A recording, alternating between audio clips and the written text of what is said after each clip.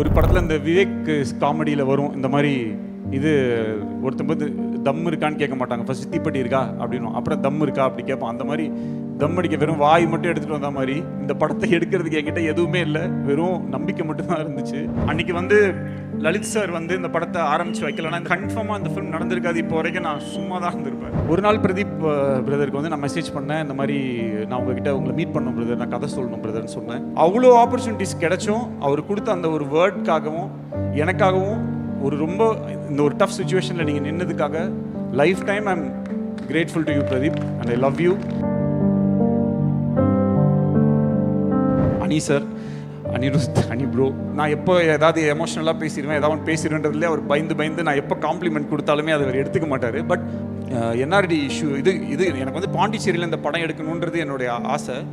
ஆனால் அன்றைக்கி டேட்டில் பாண்டிச்சேரிக்கு போய் ஒரு 4-5 நாள் ஸ்பெண்ட் பண்ணுறது கூட என்கிட்ட வந்து காசு இல்லை. அன்றைக்கி வந்து 50,000 ரூபாய் பணத்தை எனக்கே தெரியாமல் என் பேக்கில் வந்து வச்சுட்டாரு.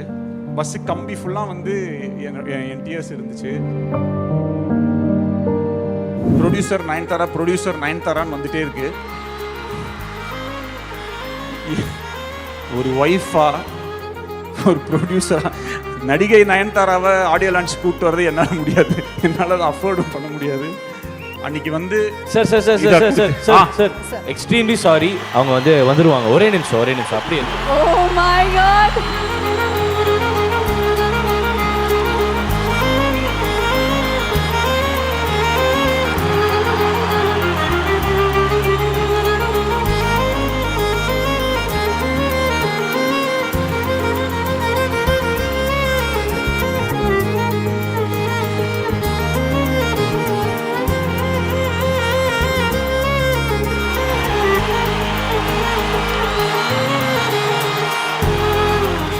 சம்மர் வந்தாச்சு.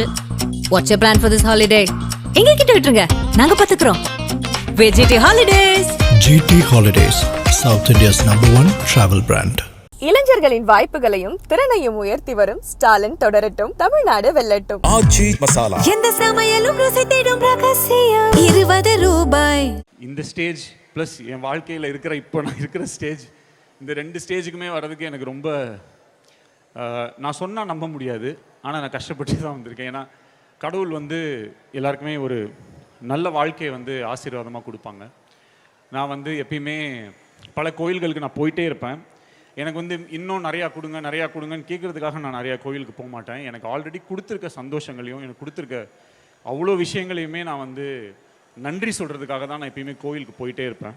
மேபி அதனாலேயோ என்னவோ தெரியாது, என்னுடைய கஷ்டமான டைம்ஸில் கூட எனக்கு நல்ல சாப்பாடும் நல்ல வீடும் நல்ல குடும்பமும் நல்ல ஒரு மனைவியும் நல்ல குழந்தைங்களும் நல்ல நண்பர்களும் நல்ல ஏடிஸும் எனக்கு ஒரு நல்ல டீமும், இவங்க எல்லாருமே என்னுடைய எவ்வளோ ஒரு டஃப் சுச்சுவேஷனாக இருந்தாலும் இவங்க எல்லாருமே எனக்கு நம்பி இருந்திருக்காங்க.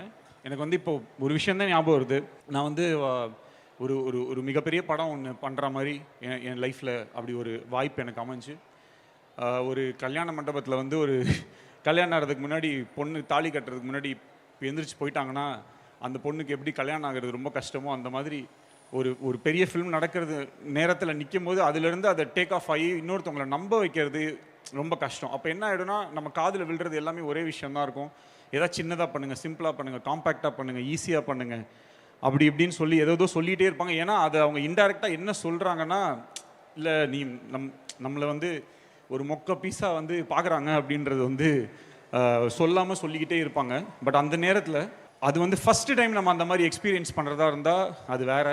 பட் அதை பல தடவை நம்ம எக்ஸ்பீரியன்ஸ் பண்ணியிருந்தோம்னா, ஏன்னா நம்மளை இதே மாதிரி பல தடவை வந்து இது வேஸ்ட்டு இது, ஏன்னா நானும் ரோடி தான் படமுமே வந்து அந்த படத்தை சென்சார் காப்பி எல்லாம் பார்த்ததுக்கப்புறமேல்ட்டு கூட யாருமே நல்லா இருக்குது இப்போ சூப்பராக இருக்குலாம் சொல்லலை. எனக்கு வந்து ஒரே ஒரு கனெக்ஷன் தான், அது வந்து எனக்கும் அந்த தியேட்டருக்குள்ளே வர அந்த ஆடியன்ஸுக்கும் இருக்கிற அந்த ஒரே ஒரு கனெக்ஷனை நம்பி வாழ்கிறவன் தான் நான். அந்த நாள் வந்து ஏப்ரல் 10, அந்த நாளுக்காக நான் வெயிட் பண்ணிகிட்ருக்கேன். என்னுடைய மொத்த நம்பிக்கை, என் கதை மேலே நான் வச்சுருக்கிற மொத்த நம்பிக்கை, ஒவ்வொரு நாளும் அந்த ஷூட்டிங்க்கு நான் போகும்போது எந்த நம்பிக்கையில் போகும், இந்த இடத்த வந்து மக்கள் ரசிப்பாங்க, என்ஜாய் பண்ணுவாங்க அப்படின்ற அந்த மொத்த நம்பிக்கையுமே அந்த 10ஆம் தேதியிலேருந்து நடக்கும் அப்படின்றது என்னுடைய belief. I want to call, எனக்கு சில பேரை வந்து ஸ்டேஜில் என் கூட இங்கே நின்னாங்கன்னா சந்தோஷப்படுவேன். முதல்ல வந்து மயில் வாகனம், என்னுடைய மயில் சார் வந்து யாருன்னா ஆக்சுவலாக நான் முதல்ல நானும் லாடம்னு ஒரு படம் அசிஸ்டன்ட் டைரக்டராக ஒர்க் பண்ணேன். அந்த படத்தில் வந்து ஒர்க் பண்ணிட்டு இருக்கும்போது எனக்கு 150 ரூபா பேட்டா கொடுத்தாரு. அவர் தான் அதில் வந்து ப்ரொடக்ஷன் மேனேஜர். அப்போ 150 ருபீஸ் பேட்டா கொடுக்கும்போது வவுச்சரில் வந்து 115 போட்டிருந்தது, கையில் 100 ரூபா தான் கொடுத்தாரு. என்னடா அது 150 ரூபா போட்டுட்டு கையில் 100 ரூபா கொடுக்குறாரு அப்படின்னு யோசித்தேன். அப்போவே டிசைட் பண்ணிட்டேன், நாளைக்கு படம் ப்ரொடியூஸ் பண்ணால் இவரை கூட வச்சுக்கணும். ஸோ அப்போ வந்து என்கிட்ட ஒரு ஹேபிட் இருக்குது, என் ஃபோனில் வந்து நான் சில பேரை வந்து ஒரு சில நேம்ஸாக சேவ் பண்ணி வைப்பேன். அது வந்து ஃப்யூச்சரில் வந்து அதே மாதிரி நடக்கும். அது வந்து என்னுடைய மேனிஃபெஸ்டேஷன், என்னுடைய பிலீஃப். சொன்னால் நம்ப முடியாது. அன்றைக்கி ஒரு என்கிட்ட கொடுக்கும்போது அவர் நம்பர் வந்து மயில் வாகனம் ப்ரொடியூசர்னு சேவ் பண்ணி வச்சுருந்தேன்.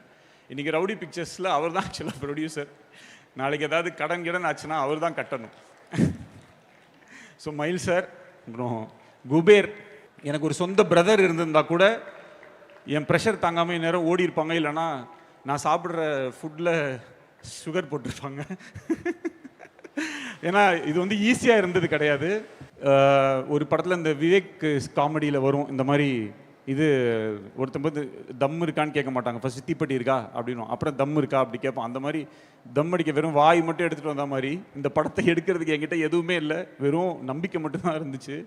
அதுக்கு ஏன்னா ஃபஸ்ட் இந்த படத்துக்கு பிளான் பண்ணேன். நான் முதல்ல இந்த படத்துக்கு பட்ஜெட் போடும்போது 150-200 கூட செலவாகும் அப்படி சொல்லிட்டு நான் இதெல்லாம் சொன்னால் பெரிய பட்ஜெட், உடனே ப்ரொடியூசர்ஸ்லாம் இப்படி அவர் பெரிய படம் பண்ணுவோம் அப்படின்ற ஆசையில் கடகடன்னு வேலை நடக்கும்னு நினச்சா அடுத்த வாட்டி அந்த இதே நடக்கலை. ஸோ இது வந்து காத்துவாக்கில் 2 காதல் படத்துக்கு முன்னாடியே நான் பண்ண வேண்டிய ஒரு படம். அப்போவே SK17 சொல்லி அனௌன்ஸ்மெண்ட் ஆன ஒரு படம் தான் அது. அப்போது இது நடக்காதுன்னே எனக்கு தெரியாது. ஆனால் அது நடக்கும் நான் இது பண்ணிட்டே இருந்தேன். அப்புறம் ஒரு நாள் எனக்கு புரிஞ்சிருச்சு இது நடக்காதுன்னு சொல்லிட்டு. அப்போ அதுலேருந்து நான் வெளில வந்துட்டு அதே அவங்க சொன்ன மாதிரி காம்பேக்டாக ஒன்று பண்ணுங்கள், சின்னதாக ஒன்று பண்ணுங்கள், நம்மளால் அவ்வளோதான் முடியும் அப்படின்ற மாதிரி ஒரு மைண்ட் செட்டில் நான் அந்த படத்தை நான் பண்ணி முடித்தேன். காத்துவாக்கில் 2 காதல்.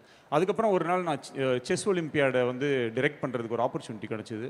அந்த செஸ் ஒலிம்பியாடை நான் பண்ணும்போது ஒரு சின்ன விஷன், ஏன்னா நான் எல்லைக்கையில் வந்து நான் இது வச்சுருந்தேன், அது என்ன இந்த நேப்பியர் பிரிட்ஜுக்கு வந்து பெயிண்ட் பண்ணலாம். ஏன்னா நெக்ஸ்ட் டே வந்து சீஃப் மினிஸ்டரும் AR ரஹ்மான் சாரும் சேர்ந்து ஒரு பாட்டில் டான்ஸ் பண்ணுறாங்க, அந்த சாங்கில் பர்ஃபார்ம் பண்ண போகிறாங்கன்னு சொன்னோடனே இது எங்கே ஷூட் பண்ணலாம் அப்படின்னு நினைக்கும் போது நேப்பியர் பாலத்தில் வந்து இதை பண்ணால் நல்லாயிருக்கும் அப்படின்னு எனக்கு தோணுச்சு.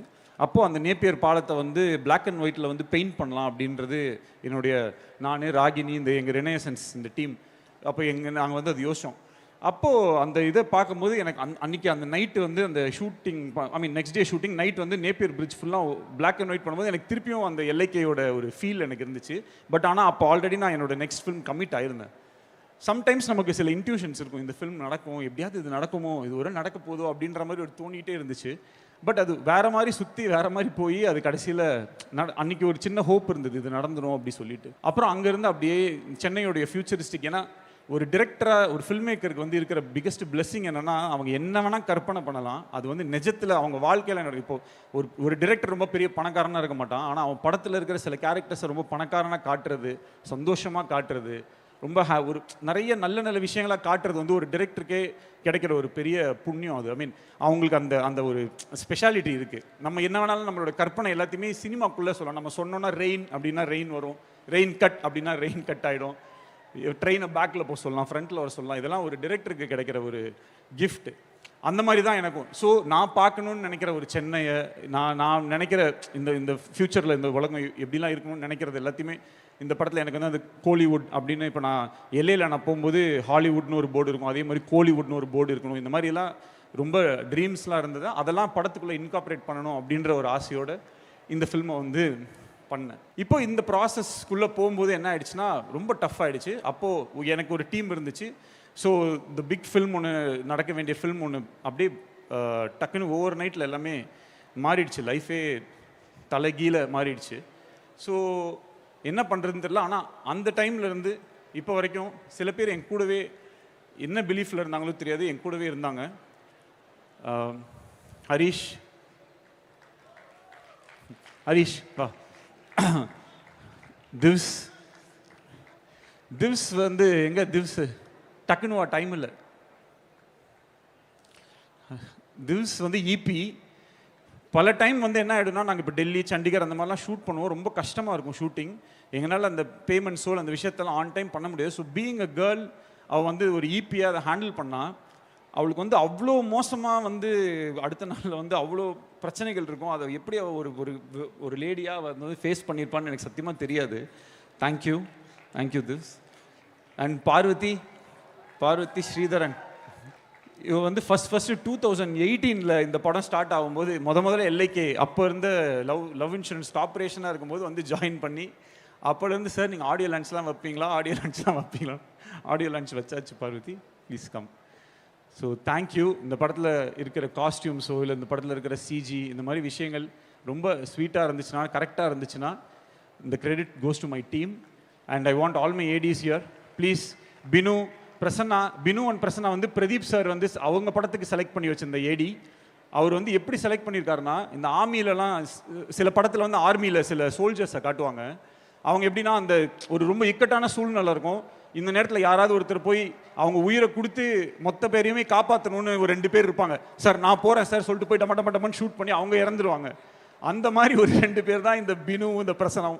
இவங்களை வந்து அவர் கண்டுபிடிச்சி வச்சிருக்காருன்னா அவருடைய புத்திசாலித்தனத்தை பாருங்க.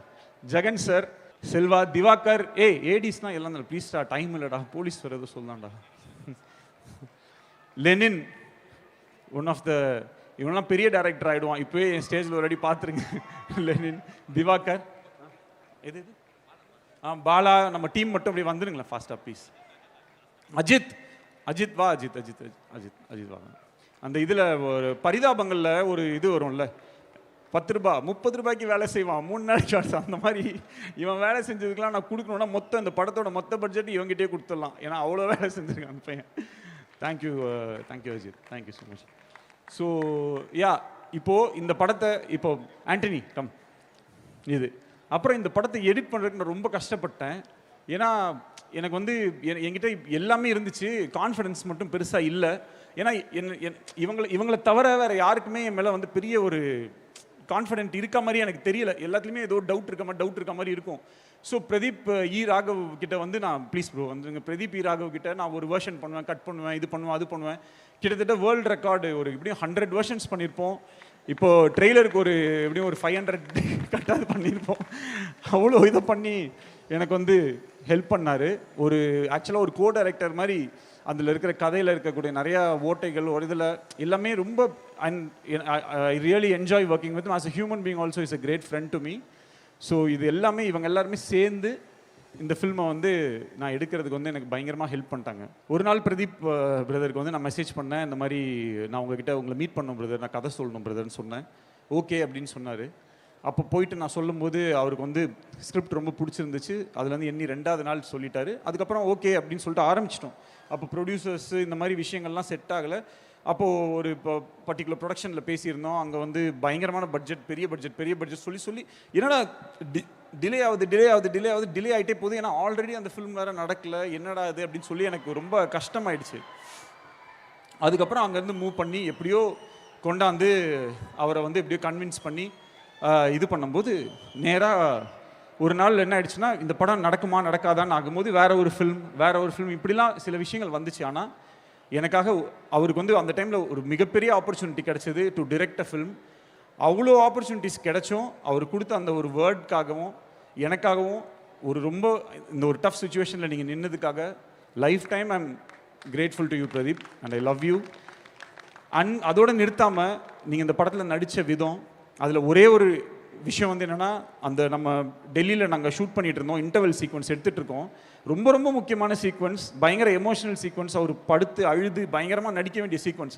அந்த சீக்வன்ஸ் எடுத்துகிட்டு இருக்கும்போது எங்களுக்கு அங்கே சுற்றி வந்து என்னென்னா ஃபுல்லாக டெல்லி அவங்க ஆளுங்கெல்லாம் வந்து பயங்கரமாக அடுத்த ஆளுங்க வந்துட்டாங்க, அங்கே வேறு செட்டு போடுறதுக்கு வந்துட்டாங்க. அவங்கெல்லாம் கத்துறாங்க, சண்டை போடுறாங்க. அப்போ இந்த திவ்ஸ் இங்கே என் டீம் எல்லாம் போய் அங்கே சண்டை போட்டுட்டு இருக்காங்க பயங்கரமாக. ப்ளீஸ் சார்னு கெஞ்சுறாங்க, இவங்க காலெல்லாம் விழுறாங்க. அந்தளவுக்கு அங்கே ஒரு இது போயிட்டுருக்கு. இங்கே வந்து நான் கேமரா வச்சு நான் எடின்னு சொல்கிறேன்.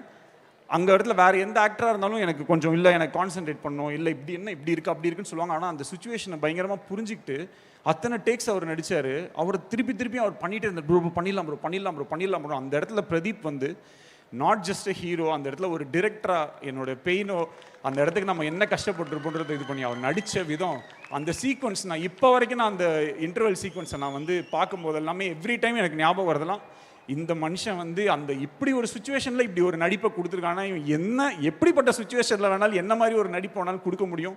He is a gifted, very very gifted, blessed and a highly talented writer, director and an actor. He is the best. எனக்கு தெரிஞ்சு நிறையா ஹெல்ப் எடுத்திருக்கேன் நான் பிரதீப் கிட்ட இருந்து. நான் நிறைய லேர்ன் பண்ணியிருக்கேன், என்னை நிறைய ரிஃபைன் பண்ணியிருக்கேன். எனக்குன்னு நான் ஒரு ஜோனில் இருப்பேன். பல்ஸில் வந்து பிரதீப் இஸ் இன் பல்ஸ். நான் மேபி கொஞ்சம் அங்கங்கே எனக்கு கொஞ்சம் சில விஷயங்கள் நான் வந்து எக்ஸ்பெரிமெண்டல், இந்த மோர் ஆஃப் இது வரலையா அப்போ இது நம்ம பண்ணுவோம் அப்படின்ற ஒரு ஏரியாக்குள்ளே நான் போயிடுவேன். ஸோ இதெல்லாம் வச்சு ஓவராலாக இந்த படத்தை அவர் வச்சு எடுத்தது மிகப்பெரிய சந்தோஷம். அண்ட் அனி சார், அனிருத், அனி ப்ரோ, எனக்கு என்ன ஒரே ஒரு விஷயம்னா, நான் எப்போ ஏதாவது எமோஷ்னலாக பேசிடுவேன், ஏதாவது பேசிடுவேன்றதுலேயே அவர் பயந்து நான் எப்போ காம்ப்ளிமெண்ட் கொடுத்தாலுமே அதை அவர் எடுத்துக்க மாட்டார். பட் அவர் அப்படி இருந்தாலும் நான் அதை வந்து பெருசாக கண்டுக்க மாட்டேன். நான் சொல்கிறத சொல்லிடுவேன். ஒரு வாட்டி நானும் ரவுடிதானோட என்ஆர்டி இஷ்யூ இது எனக்கு வந்து பாண்டிச்சேரியில் இந்த படம் எடுக்கணுன்றது என்னுடைய ஆசை. ஆனால் அன்றைக்கி டேட்டில் பாண்டிச்சேரிக்கு போய் ஒரு 4-5 நாள் ஸ்பெண்ட் பண்ணுறது கூட என்கிட்ட வந்து காசு இல்லை.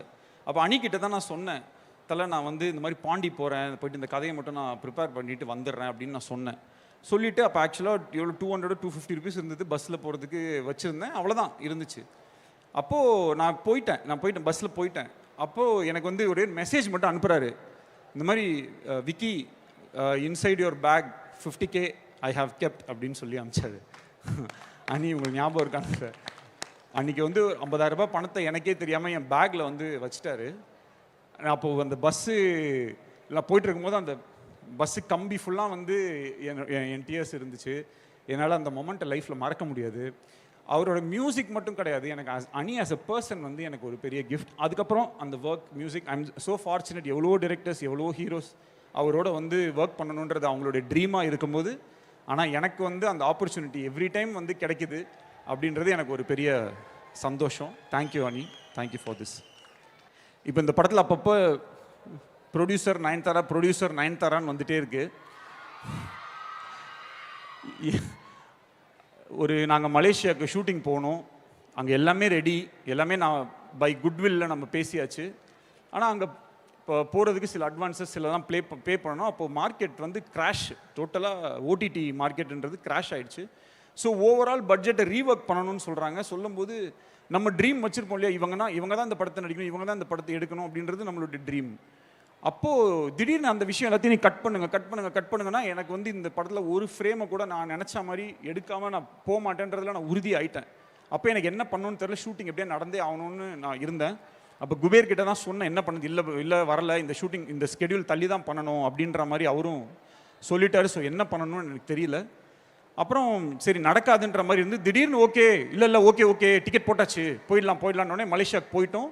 மலேசியாவில் போய் ஷூட்டிங் நடந்துடுச்சு. மலேசியாவில் இருக்கும்போது தான் எனக்கு வந்து தெரியும், அந்த பணம் வந்து மூக்குத்தி அம்மன் படத்துக்கு வந்து வாங்கின அட்வான்ஸை வந்து போட்டு அந்த ஷூட்டிங் வந்து நடந்துச்சு. அந்த மாதிரி ஒரு ஒய்ஃப் அண்ட் ஒரு சப்போர்ட். ஆக்சுவலாக நயன்தாராக்கு வந்து இந்த ஆடியோ லான்ச் இந்த மாதிரி விஷயங்கள்லாம் அவங்க வரமாட்டாங்க. இந்த மாதிரி ஒரு விஷயம் எல்லாமே இருக்குது. பட் இந்த ஆடியோ லான்ச்சை வந்து இங்கே உட்காந்து 2 நாளைக்கு முன்னாடி இங்கே வந்து கண்டக்ட்லாம் பண்ணி எல்லாமே பண்ணி இந்த அளவுக்கு இதை வந்து செட் பண்ணி இப்போ வந்து ஏதோ எங்கே உட்காந்துட்டு இருக்காங்கன்னு தெரில. ஆக்சுவலாக ஒரு ஒய்ஃபாக, ஒரு ப்ரொடியூசராக நடிகை நயன்தாராவை ஆடியோ லான்ச் கூப்பிட்டு வர்றது என்னால் முடியாது, என்னால் அதை அஃபோர்டும் பண்ண முடியாது. பட் ஐ டோன்ட் நோ, இதுக்கு நான் என்ன சொல்லணுன்றது எனக்கு தெரியாது. இருக்காங்களா? ஓய், Oh my God! Here we have our one and only lady superstar Nayanthara ma'am.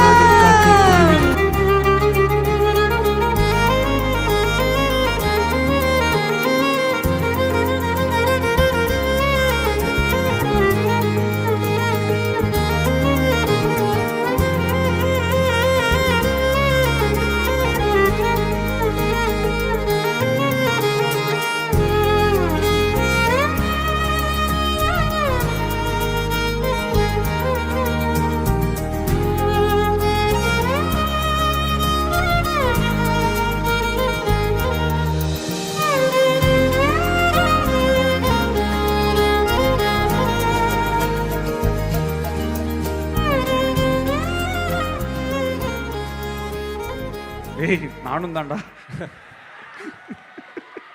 Okay, we all love you.